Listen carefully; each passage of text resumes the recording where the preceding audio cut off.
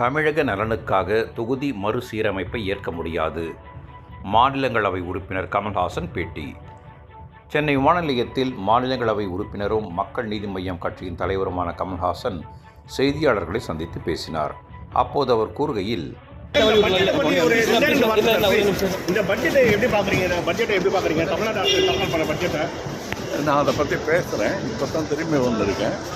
நிறைய கிரிட்டிசிசமும் இருக்குது, நிறைய பாராட்டுகளும் இருக்குது.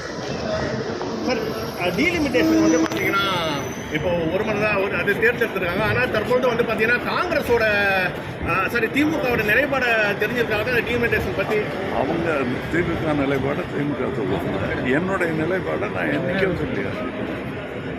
நான் டீலிமிட்டேஷனை பற்றி என்னுடைய சிந்தனையை நான் பல நாளாக சொல்லிகிட்டு இருக்கேன். தமிழகத்தின் நன்மைக்காக ஒருபோதும் அதை விட்டு கொடுக்க முடியாது அப்படிங்கிறது தான் என்னுடைய கருத்து.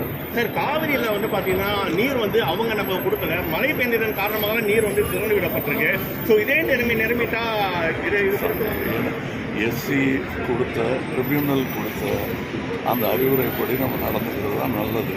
எனக்கு மக்களின் நலன், அது மக்களுக்கும் போது நான் என்ன கர்நாடகா வேறு, தமிழ்நாடு வேறு, காவிரி நம்மளுடைய சொத்து, எல்லாருக்கும் பகிர்ந்துருக்கணும், நட்புறவு நீடிக்கணும், தண்ணி எல்லாருக்கும் வேணுங்க. அது இல்லாமல் எத்தனை நாள் இருக்க முடியும்? முதல் முறையாக வந்து சிஎம் வந்து கொடியேற்றுறார் கோட்டையில். எப்படி பாருங்க? பாராட்டுக்கள், வாழ்த்துக்கள், பெருமையான ஒரு விஷயம் கொடியேற்றுறது. Thank you sir.